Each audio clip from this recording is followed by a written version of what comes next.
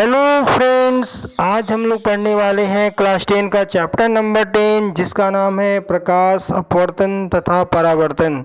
तो डियर, सबसे पहले हम लोग देखेंगे जो पॉइंट्स हम आज डिस्कस करने वाले हैं। उसमें पहला पॉइंट्स है गोली दर्पण में प्रतिबिंब बनाने के नियम। दूसरा जो है उत्तल दर्पण द्वारा बने प्रतिबिंब। तीसरा जो है वो दर्पण सूत्र। चौथा जो है वो आवर्धन। पांचवा अवतल दर्पण के उपयोग। छठवां जो है उत्तल दर्पण के उपयोग। तो सबसे पहले हम लोग पहला हेडिंग डालेंगे डियर, जिसका नाम है गोली दर्पण में बने प्रतिबिंब बनाने के नियम।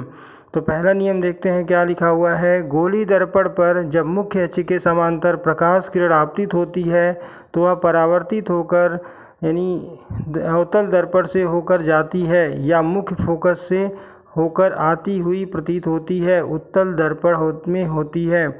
दूसरा जो पॉइंट होता है डियर, जब मुख्य फोकस से होकर जाने वाली अथवा मुख्य फोकस की ओर जाने वाली किरण दर्पण पर आपतित होती है तो वह परावर्तित होकर मुख्य अक्ष के समांतर हो जाती है।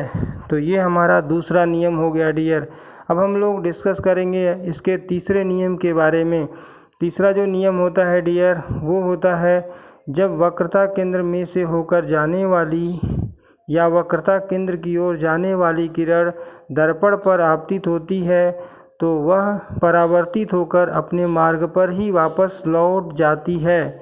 चौथा जो पॉइंट है डियर, उत्तल दर्पण के बिंदु P की ओर मुख्य अक्ष से तिर्यक दिशा से आपतित किरण तिर्यक दिशा में ही परिवर्तित हो जाती है। आपतित किरण तथा परावर्तित किरण आपतन बिंदु पर मुख्य अक्ष से समान कोण बनाती है, मतलब इनके बीच का एंगल समान होता है। अगला जो हमारा हेडिंग है डियर, वो है उत्तल दर्पण द्वारा बने प्रतिबिंब की विशेषताएं। हम लोग जानेंगे उत्तल दर्पण द्वारा जो प्रतिबिंब बनता है उसकी क्या क्या विशेषताएं होती हैं। पहली जो विशेषता होती है डियर, वो होता है प्रतिबिंब सदैव दर्पण के पीछे बनता है। दूसरा जो होता है दर्पण के ध्रुव तथा फोकस के बीच बनता है, सीधा तथा आभासी होता है। और चौथा जो होता है वस्तु के आकार से छोटा होता है। अगला हेडिंग देखते हैं डियर, लिखा है दर्पण सूत्र।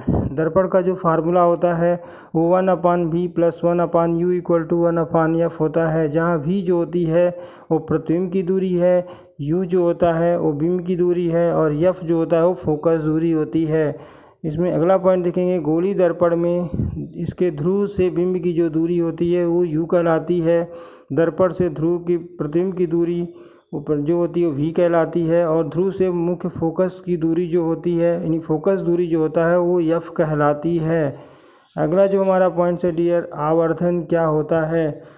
गोली दर्पण द्वारा उत्पन्न वह अपेक्षिक विस्तार जिससे ज्ञान होता है कोई प्रतिबिंब बिंब की अपेक्षा कितना गुना आवर्धित होती है, इसे प्रतिबिंब की ऊंचाई तथा बिंब की ऊंचाई के अनुपात के रूप में व्यक्त किया जाता है।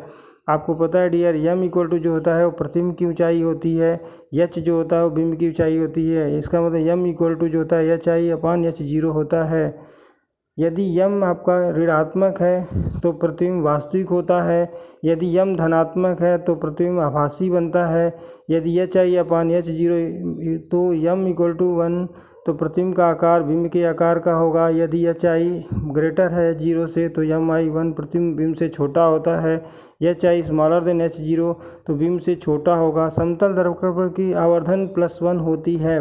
इस तरह से हमने समझा डियर। अगला हमारा हेडिंग है अवतल दर्पण के उपयोग। अवतल दर्पण का पहला जो उपयोग होती है, नाई का शीशा जो होता है अवतल दर्पण होता है। दांत के डॉक्टर का द्वारा प्रयोग किया जाने वाला दर्पण, गाड़ी के हेडलाइट में, सोलर कुकर में, टॉर्च लाइट में चम्मच के बाहरी पृष्ठ भी अवतल दर्पण की तरह कार्य करते हैं। अगला हम देखेंगे डियर, इसका नाम है उत्तल दर्पण के उपयोग। इसका उपयोग गाड़ी में चालक की सीट के पीछे के दृश्य को देखने में किया जाता है। दूसरा जो उपयोग होता है डियर, सोडियम परावर्तक लाइन पर उत्तल दर्पण का प्रयोग किया जाता है। तो उम्मीद करता हूँ डियर आज मैंने जो आपको पॉइंट समझाए आपको अच्छे से समझ में आए होंगे। अगर अच्छे से समझ में आया है तो आप चैनल को सब्सक्राइब करिए तथा बेल आइकन को दबाइए तथा हमारे टेलीग्राम चैनल को ज्वाइन करिए। Thank you for watching dear.